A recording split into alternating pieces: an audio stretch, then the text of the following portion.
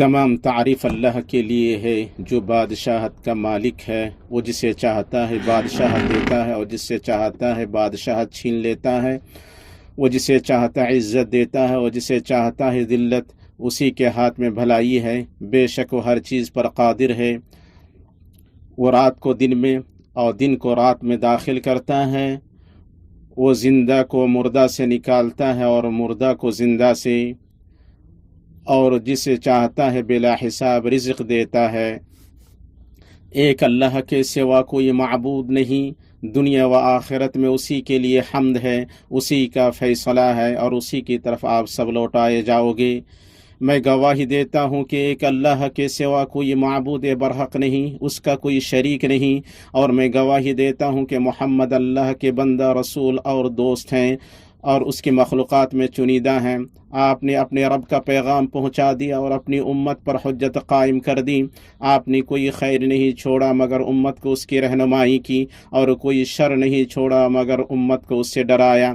اللہ کا درود و سلام نازل ہو آپ پر، آپ کے پاک باز پاک اہل خانہ پر اور آپ کی بیویوں امہات المؤمنین پر، آپ کے روشن مبارک صحابہ پر، تابعین پر اور ان لوگوں پر جو تا قیامت ان کا اچھی طرح اتباع کریں اور بہت زیادہ سلامتی نازل فرمائے۔ اما بعد، لوگوں، آپ اللہ کا کما حقہ تقوی اختیار کریں اور اسلام کے مضبوط کڑے کو پکڑ لیں اور مسلمانوں کی جماعت اور ان کے امام کو لازم پکڑیں۔ بے شک اللہ کا ہاتھ جماعت پر ہے۔ آپ دین میں نئی گھڑی گئی چیزوں سے بچیں۔ بے شک ہر نئی گھڑی گئی چیز بدعت ہے اور ہر بدعت گمراہی ہے۔ اللہ کے بندو، زندگی عدلتی بدلتی رہتی ہے۔ وہ اپنے اندر خوشیاں اور پریشانیاں، ہنسی اور رونا اور گدلا پن و شفافیت سمیٹے ہوئی ہے۔ جسے ایک وقت اچھا لگا تو اسے دوسرا وقت برا لگے گا۔ زندگی کو بدمزہ کرنے والی چیزیں بہت ہیں، اور انسان کے نفس کو گدلا پن، تنگی اور دکھ و غم ہر سمت میں گھماتا رہتا ہے۔ اللہ کے بندو، اس جیسی کثافت اس بات کی ضامن ہے کہ انسان سے ذہنی سکون کو دور کر دے، یہاں تک کہ اس کے لیے شہد کو کڑوا اور میٹھے پانی کو سخت کھارا بنا دے۔ اللہ کے بندو، اس میں کوئی شک نہیں کہ اس زندگی میں عظیم ترین نعمتوں میں سے ذہنی سکون ہے۔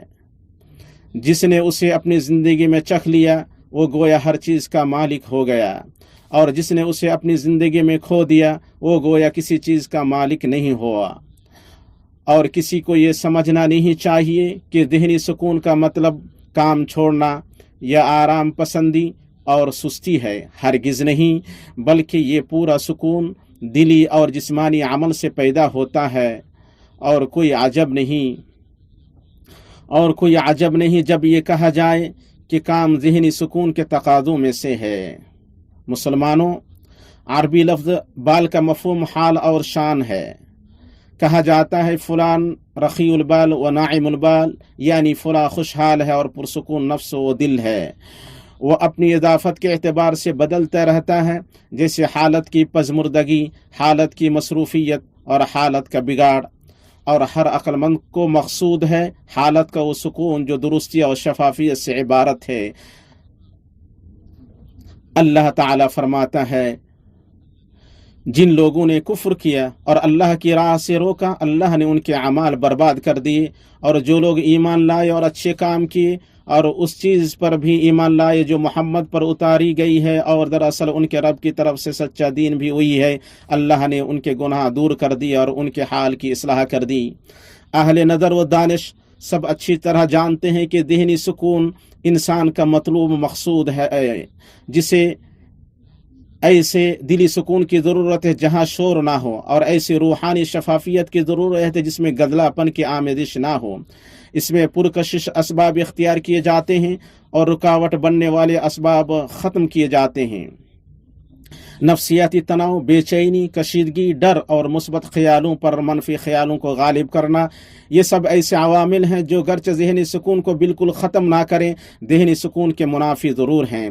یہ سب میں مرکزی جگہ دل ہے، کیونکہ جب دل صحت مند بیدار رہے گا تو وہ ذہنی سکون کو شفافیت اور سینے کی سلامتی کی بارشوں سے سیراب کرے گا۔ جہاں لوگوں کے یہاں زیرو ماحولیاتی آلودگی مطلوب ہے، وہیں زیرو دلی آلودگی بھی مطلوب ہے، کیونکہ پہلے کا مقصد ماحول کی حفاظت اور دوسرے کا مقصد ذہن کی حفاظت ہے۔ چنانچہ وہ شخص ذہنی سکون پا نہیں سکتا ہے جو دوسروں کی برائی کرے تاکہ ان کی بجائے صرف وہی تعریف سے محدود ہو، اور نہ وہ شخص پا سکتا ہے جو اپنی شان بڑھانے کے لیے دوسروں کی شان گھٹائے، نہ وہ شخص ذہن سکون پا سکتا ہے جو دوسروں کی روشنی بجھائے تاکہ اس کی روشنی چمکے، نہ وہ شخص پا سکتا ہے جو دوسروں کو چپ کرائے تاکہ اسی کی بات سنی جائے، اور نہ وہ شخص ذہنی سکون پا سکتا ہے جو دوسروں کے کندھوں پر چڑھے تاکہ ان کی بجائے خود اپنے لیے پھل توڑے۔ اسی طرح وہ شخص بھی ہرگز ذہنی سکون چکھ نہیں سکتا ہے جو اپنی ذات اور لوگوں سے مصالحت نہ کرے اور ان کے ساتھ لڑائیوں کو ختم نہ کرے۔ اسی طرح وہ شخص بھی ذہنی سکون نہیں پا سکتا ہے جو بغیر تکلف کے ویسا نہ رہے جیسا کہ وہ ہے، اور جو ایسا لباس پہنے جو اس کا ہے ہی نہیں، اور جو ایسی چال چلے جو اس کی چال نہیں۔ اس لیے ہر مسلمان پر واجب ہے کہ وہ اپنے نفس کا دوبارہ جائزہ لے اور اپنے متعلق ہر چیز پر نظر رکھے اور چپکے سے ہر اس چیز سے کھسک جائے جو اس کی روح اور جسم کو نقصان پہنچائے۔ چنانچہ نہ حاسد کو ذہنی سکون ہے، نہ چغل خور کو، نہ اس دل کو ذہنی سکون ہے جو کینوں سے لبریز ہو۔ بے شک اللہ ایسے شخص کو ذہنی سکون عطا کرتا ہے جو مخموم القلب ہو۔ کیا آپ جانتے ہیں مخموم القلب کون ہے؟ وہ متقی صاف ستھرا دل جس میں نہ کوئی گناہ ہو، نہ کینہ اور ظلم و حسد، جیسا کہ صادق مصدوق صلی اللہ علیہ وسلم کی صحیح حدیث میں آیا ہے۔ ذہنی سکون ایک بڑی نعمت اور عظیم عطیہ ہے جسے ہر کوئی حاصل نہیں کر پاتا۔ وہ مال سے خریدا نہیں جاتا اور نہ ہی غربت کی وجہ سے ختم ہوتا ہے۔ وہ دلی احساس اور جذباتی شعور ہے جہاں اسے دنیا کی آسائشیں نہیں لا سکتی ہیں، چاہے جتنا مال و جاہ ہو، وہیں اسے غربت و محتاجگی روک نہیں سکتی ہے جس حد تک بھوک اور تنگ حالی ہو سکتا ہے ذہنی سکون اس فقیر کو حاصل ہو جائے جو چٹائی پر سوتا ہے، اور ایسا مالدار اس سے محروم ہو جائے جو مسندوں پر ٹیک لگاتا ہے اور ریشم کے بچھونے پر سوتا ہے۔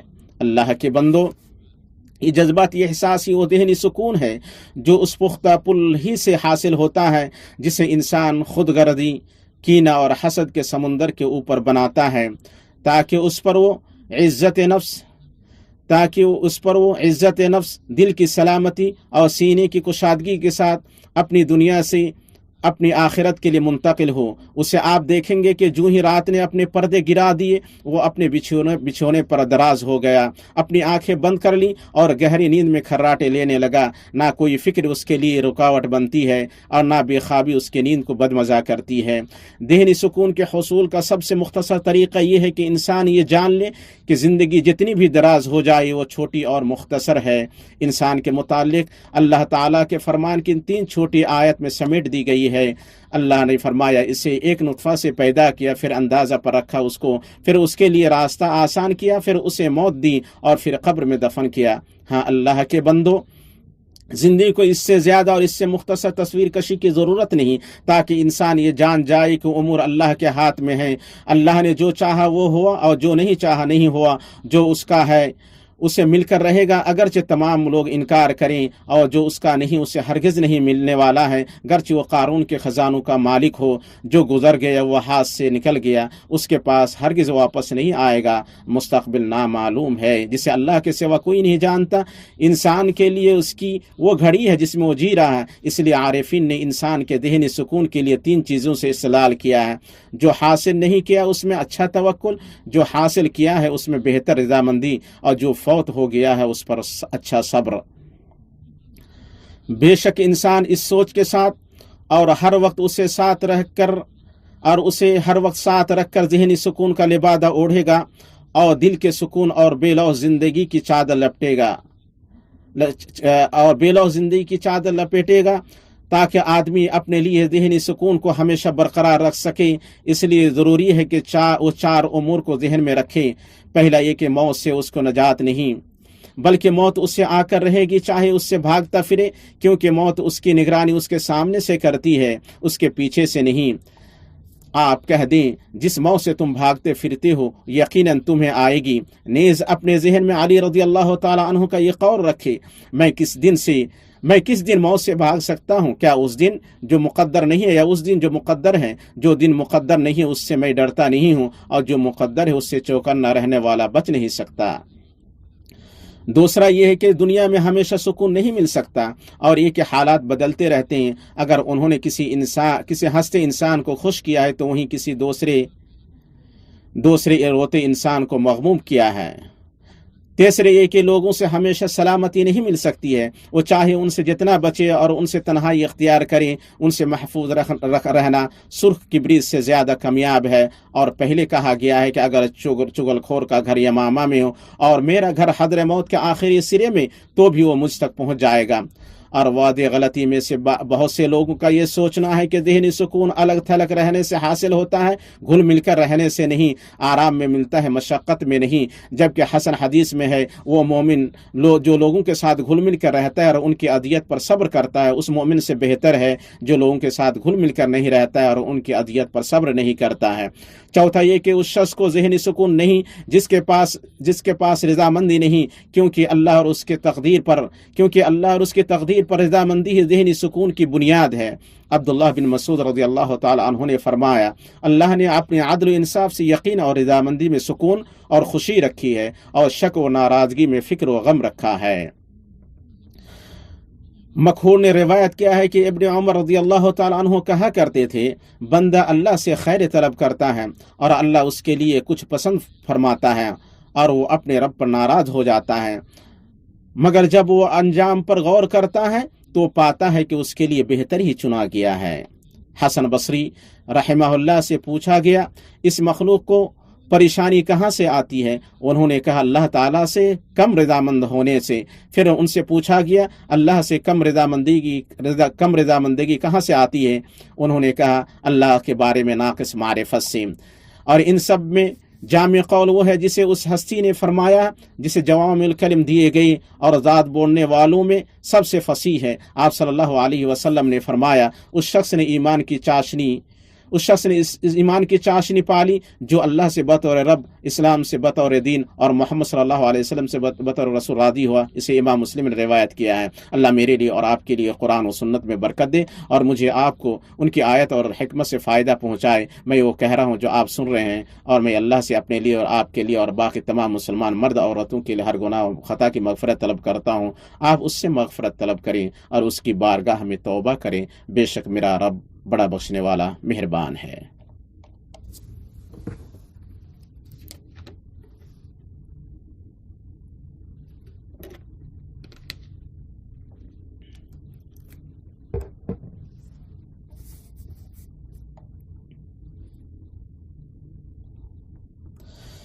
اللہ کے لیے بہت زیادہ پاک بابرکت تعریف ہے، اور درود و سلام ہو اللہ کے رسول مصطفیٰ اور اس کے نبی مجتمع پر۔ اما بعد، اللہ کے بندوں، اللہ سے ڈریں اور جان لیں کہ ذہنی سکون 4 چیزوں میں منحصر ہے۔ بدن میں کہ اسے نہ زیادہ کام سے تھکایا جائے اور نہ آرام کیشی اور کم عملی سے سست بنایا جائے، اور نفس میں کہ نافرمانی اور گناہ کم کیا جائے، دل میں کہ دنیا کی فکر کی کم پرواہ کی جائے، اور زبان میں کہ اسے اس چیز سے محفوظ رکھا جائے جو اس کی گراوٹ کا سبب بنے، اور اسے گری ہوئی باتوں اور فحش کلام سے روکا جائے۔ اللہ آپ کی نگہبانی کرے، پھر آپ ذہنی سکون اللہ کی اطاعت اور اس کے ذکر میں تلاش کرنے کی کوشش کریں۔ اسے آپ بے عیب دل اور اچھے اخلاق میں تلاش کریں، لوگوں سے اذیت کو روک کر، مصیبت زدہ کے آنسو پوچھ کر اور یتیم کے سر پر ہاتھ پھیر کر اسے تلاش کریں۔ اسے آپ تلاش کریں سچائی، امانت، تواضع اور رضامندی میں، اسے تلاش کریں کم عقلوں کو نظر انداز کر کے اور احمقوں سے لڑائی نہ کر کے، اسے تلاش کریں تجاہل عارفانہ میں، جو کہ اگر پورا ذہنی سکون نہیں ہے تو ذہنی سکون کے 10 حصوں میں سے 9 حصہ ضرور ہے۔ جس کے پاس ذہنی سکون کی یہ متوقع وسائل نہ ہوں تو زبردستی اس کا تکلف نہ کری، کیونکہ ایسی صورت میں اس شخص کی طرح ہوگا جو کھارا پانی سے سیرابی طلب کرتا ہے، یا اس شخص کی طرح ہوگا جو سوجن والی کو موٹا سمجھتا ہے، یا چنگاری سے خالی راکھ میں پھونک مارتا ہے۔ اللہ کے بندو، اس کے بعد پھر نوافل سے اللہ کی قربت حاصل کرنا ذہنی سکون کے عظیم ترین اسباب میں سے ہے، کیونکہ نوافل کی کثرت اللہ کی محبت کا ذریعہ ہے، اور جس سے اللہ محبت کرے گا اللہ اس کی حالت درست کر دے گا اور اسے سکون بخشے گا۔ حدیث قدسی میں اللہ تعالیٰ کا فرمان ہے، میرا بندہ جن جن عبادتوں کے ذریعے میرا قرب حاصل کرتا ہے ان میں سے کوئی عبادت مجھے اتنی زیادہ پسند نہیں ہے جس قدر وہ عبادت پسند ہے جو میں نے اس پر فرض کیا ہے۔ میرا بندہ نوافل کے ذریعے سے بھی مجھ سے اتنا قریب ہو جاتا ہے کہ میں اس سے محبت کرنے لگ جاتا ہوں، تو میں اس کا کان بن جاتا ہوں جس سے وہ سنتا ہے، اور اس کی آنکھ بن جاتا ہوں جس سے وہ دیکھتا ہے، اس کا ہاتھ بن جاتا ہوں جس سے وہ پکڑتا ہے، اور اس کا پاؤں بن جاتا ہوں جس سے وہ چلتا ہے۔ اگر وہ مجھ سے مانگے تو میں اسے دیتا ہوں، اور اگر میری پناہ طلب کرے تو میں اسے پناہ دیتا ہوں۔ اسے امام بخاری نے روایت کیا ہے۔ اور ہمارے دین حنیف میں جن نوافل کی طرف دعوت دی گئی ہے ان میں سے عاشورہ کے دن کا روزہ ہے، یہ درست دین کے شعائر میں سے ہے۔ اس کے بارے میں مصطفیٰ صلی اللہ علیہ وسلم نے فرمایا، میں اللہ سے امید کرتا ہوں کہ اس سے پہلے کہ 1 سال کا گناہ معاف کر دے گا۔ اسے امام مسلم نے روایت کیا ہے۔ اتنی بات ہوئی، اللہ آپ پر رحم کرے، آپ درود و سلام پڑھے بشیر نذیر اور سراج منیر پر۔ اللہ تعالیٰ نے آپ کو اس کا حکم دیا ہے، اے ایمان والو تم ان پر درود بھیجو اور خوب سلام بھی پڑھتے رہا کرو۔ اور آپ صلی اللہ علیہ وسلم نے فرمایا، جو مجھ پر 1 بار درود بھیجے گا اللہ اس کے بدلے اس پر 10 رحمت نازل فرمائے گا۔ اے اللہ درود نازل فرما اپنے بندہ رسول محمد پر جو روشن چہرہ اور چمکدار پیشانی والے ہیں۔ اے اللہ تو راضی ہو جا ان کے 4 خلفاء ابو بکر، عمر، عثمان اور علی سے، تیرے نبی محمد صلی اللہ علیہ وسلم کے باقی صحابہ سے، تابعین سے، اور ان لوگوں سے جو تا قیامت ان کا اچھی طرح اتباع کریں۔ اے اللہ تو اسلام اور مسلمانوں کو غلبہ عطا فرما، اے اللہ تو اسلام اور مسلمانوں کو غلبہ عطا فرما، دین کے قلعہ کی حفاظت فرما، اور اس ملک کو اور مسلمانوں کے باقی تمام ملکوں کو امن و اطمینان کا گہوارہ بنا۔ اے اللہ تو ہمیں ہمارے وطنوں میں امن عطا فرما، ہمارے پیشواؤں اور سربراہوں کی اصلاح فرما، اور سرپرستی ان لوگوں کے ہاتھ میں کر جو تجھ سے ڈریں اور تیرا تقوی اختیار کریں اور تیری رضامندی کی پیروی کریں۔ اے رب العالمین، اے اللہ تو ہمارے امام اور ولی امر کو ان اقوال و اعمال کی توفیق دے جو تجھے پسند ہو اور تو ان سے راضی ہو، یا حی یا قیوم۔ اے اللہ تو ان کے مشیروں کی اصلاح فرما، یا ذا الجلال والاکرام۔ اے اللہ تو انہیں اور ان کے ولی عہد کو اس کام کی توفیق دے جس میں شہروں اور بندوں کی بھلائی ہو۔ اے ہمارے رب، ہمیں دنیا میں بھلائی عطا فرما اور آخرت میں بھلائی عطا فرما، اور ہمیں آگ کے عذاب سے بچا۔